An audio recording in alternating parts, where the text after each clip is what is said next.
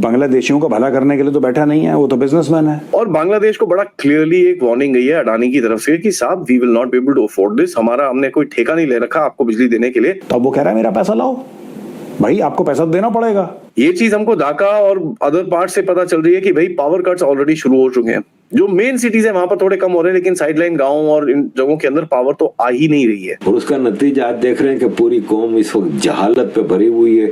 वो fastest booming economy Bangladesh की, उसका अब ये यूनुस $3 बिलियन IMF से भीख मांग रहा है। मकसद अमेरिका का यही था ना। इनको सब आटे दाल का भाव पता लग जाएगा जब इनको अमेरिका जूता मारेगा और चाइना जूता मारेगा, फिर ये वही काम करेंगे जो मालदीव्स करता है, या बाप बाप करके आएंगे दिल्ली में और पैर पकड़ेंगे। दूसरी तरफ इंडिया की तरफ देखें, India UAE virtual trade corridor Tarar साहब उन्होंने खोल दिया है कि मुत्तहिदा अरब अमारात ने अपने बरका एटमी बिजली घर की देखभाल और ऑपरेशंस की जिम्मेदारी भारत के हवाले करने का ऐलान कर दिया है। मतलब भारत ने नो लिफ्ट का बड़ा सा बोर्ड लगा दिया है पाकिस्तान के लिए। बात यह है कि अगर बांग्लादेशी दबाव डालेंगे तो दबाव यहां से भी जाएगा, और भारत 10 गुना ज्यादा दबाव डाल सकता है, क्योंकि भारत को बांग्लादेश से कुछ नहीं चाहिए। बांग्लादेश के पास ऐसा कुछ भी नहीं है। ट्रेड मिनिस्टर इंडिया का नहीं जा रहा पाकिस्तान SCO अटेंड करने के लिए। उन्होंने कहा है कि जो ट्रेड मिनिस्टर हैं वो पाकिस्तान नहीं जाएंगे। और अब एक नया बांग्लादेश 5 अगस्त के बाद जन्म ले चुका है, जो वो बांग्लादेश है जो पाकिस्तानियों से भी मोहब्बत करता है, पाकिस्तान से भी मोहब्बत करता है। हमारी ये मंशा नहीं है कि हम बांग्लादेशियों को आर्म ट्विस्ट करें। व्हाई शुड वी यार, हम क्यों करें, हम किसी को क्यों करें? हम कौन होते हैं किसी को आर्म ट्विस्ट करने वाले? लेकिन तुम कौन होते हैं हमसे बदतमीजी करने वाले? यार तुम्हें दिया ही है, तुमसे कभी लिया नहीं है ना। तुम इस लायक हो कि तुम भारत जैसे देश को कुछ दो। एक तरीके से भारत ने बॉयकॉट किया कि तुम लोग जो ये सोच रहे हो कि हम ट्रेड करेंगे तुम्हारे साथ, हम तुम्हारे साथ टॉक्स करेंगे, तो नो।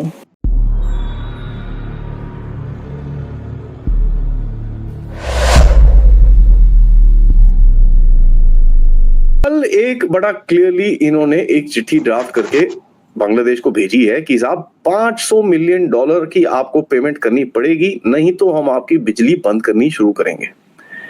और बांग्लादेश को बड़ा क्लियरली एक वार्निंग गई है अडानी की तरफ से कि साहब we will not be able to afford this, हमने कोई ठेका नहीं ले रखा आपको बिजली देने के लिए, पैसे दो बिजली मिलेगी, नहीं तो फिर आप जैसे मर्जी रहना रहो।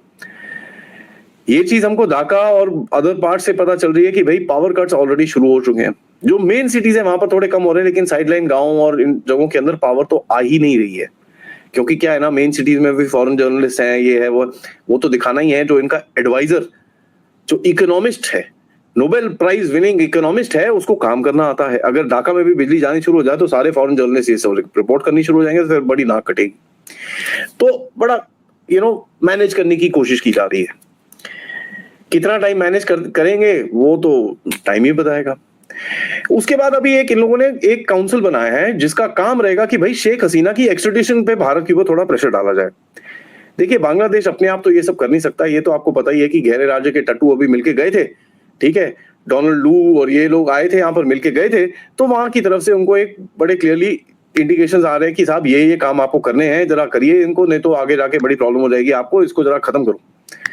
तो ये बहुत ही इंटरेस्टिंग है कि साहब भारत की तरफ से कोई इसके ऊपर भी जवाब नहीं आ रहा। सो प्रॉब्लम इज दैट इनको ये समझ में नहीं आ रहा है यार, भारत को कहीं ना कहीं they are trying to irritate the country by making these wild statements, and Bharat को इम्पैक्ट ही नहीं हो रहा। So this is something that they are now kind of figuring out, और इनको बहुत ही जरा ये खल रही है चीजें। कहते हैं कि साहब बांग्लादेश की एक एक्स्ट्रेडिशन ट्रीटी है जो 2013 में साइन हुई थी, और आपको हसीना ने ही साइन करी थी, लेकिन आपको इस ट्रीटी को मानना पड़ेगा। अगर आप इस ट्रीटी को पढ़िए, उसके अंदर एक बड़ा सिंपल सा क्लॉज है कि साहब extradition will not be allowed if it is felt that जो सो कॉल्ड ऑफेंस है इज पॉलिटिकल इन नेचर। तो आप किसी को पॉलिटिकल हाराकीरी के लिए वहां पर नहीं भेजेंगे, ये बड़ा क्लियर हमारे एग्रीमेंट के अंदर है। तो Bharat is just following it. और यार एग्रीमेंट बोलो, छोड़ो। यहाँ पर अगर ये बोलते हैं भाई सारा कुछ हो गया, आप एक्सट्रेडिशन करो, भारत ने सिर्फ ना बोलना है, क्या करोगे उसके बाद? आप 40,000 शेल 4,000 किलोमीटर में बांट के 10 शेल पर किलोमीटर बैठ के खड़े हो जाओगे वहां पर? चलो ठीक है, वो भी ट्राई कर लेते हैं। यहाँ पर राजनाथ सिंह ने जो 1-2 दिन पहले स्टेटमेंट दिया था कि साहब हमको अनएक्सपेक्टेड क्राइसिस के लिए थोड़ा सा प्रिपेयर रहना पड़ेगा, ये चीज बांग्लादेश में इनकी हालत खराब हो रखी है। और जो नहीं हम 7 सिस्टर्स को अलग कर देंगे, ये कर देंगे, वो all that they keep doing. इनको यार बाकी सब तो छोड़ो, मेरी तरफ से एक छोटा सा एक सजेशन रहेगा, जब जितनी चादर होती है ना उतने पैर फैलाने चाहिए, क्योंकि उससे ज्यादा फैलाएंगे तो पैर आपके खराब होंगे। ठीक है, यहां पर देखिए भारत ने, जैसे मैंने आपको बताया, अग्रेसिव हार्ड स्टैंड नहीं लेगा, लेकिन मेरे को यहां दिखता है कि भारत एक ही अग्रेसिव हार्ड स्टैंड लेगा, जो आप और मैं, जैसे मैं बोल रहा हूं, आप सबको समझ में आ जाना चाहिए कि मुत्तहिदा अरब अमारात ने अपने बरका एटमी बिजली घर की देखभाल और ऑपरेशंस की जिम्मेदारी भारत के हवाले करने का ऐलान कर दिया है, और इस सिलसिले में भारतीय इदारे के ये सुपुर्द किया जा रहा है पूरा का पूरा एटमी बिजली घर। और जो रिपोर्ट सामने आई है, भारतीय वज़ीर आज़म नरेंद्र मोदी और अमाराती वलीअहद शेख खालिद बिन मोहम्मद बिन जायद की मुलाकात हुई, जिस दौरान तवानाई के ताउन को फ़रोग़ देने के लिए 4 मुफ़ाहमती याददाश्तों के मुआहदों पर दस्तखत किए गए। रिपोर्ट में कहा गया कि भारत और मुत्तहिदा अरब अमारात जौहरी तवानाई में स्ट्रेटेजिक शराकत करेंगे, और भारतीय मीडिया ने यह दावा किया है कि Abu Dhabi national oil company और इंडियन ऑयल कॉरपोरेशन लिमिटेड के दरमियान तवील अल मुद्दती LNG सप्लाई मुआहदा भी तय पा गया है, और UAE की बिजली घर की देखभाल अब भारत करेगा। भारत और मुत्तहिदा अरब अमारात जौहरी तवानाई में स्ट्रेटेजिक शराकत दारी भी करेंगे। तो ये पाकिस्तानियों के लिए बड़ी तशवीश की बात ज़रूर होनी चाहिए कि किस तरह से भारतीय कंपनियां जो है वो आगे जा रही हैं और बड़े बड़े कॉन्ट्रैक्ट्स हासिल कर रही हैं, बड़े बड़े प्रोजेक्ट्स हासिल कर रही हैं, जबकि पाकिस्तान जो है वो इस वक्त शदीद तरीन तवानाई के बहरान के शिकार है।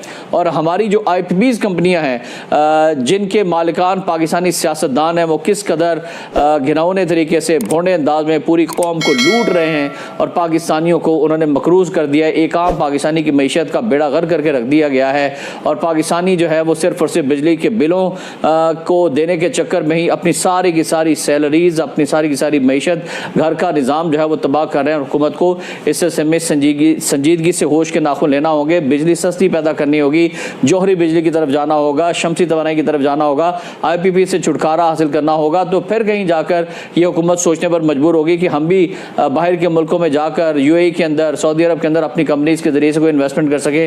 लेकिन शायद इसके लिए एक ईमानदार और मुखलिस क़यादत की हमें बहुत ज़्यादा ज़रूरत है, जो करप्ट ना हो।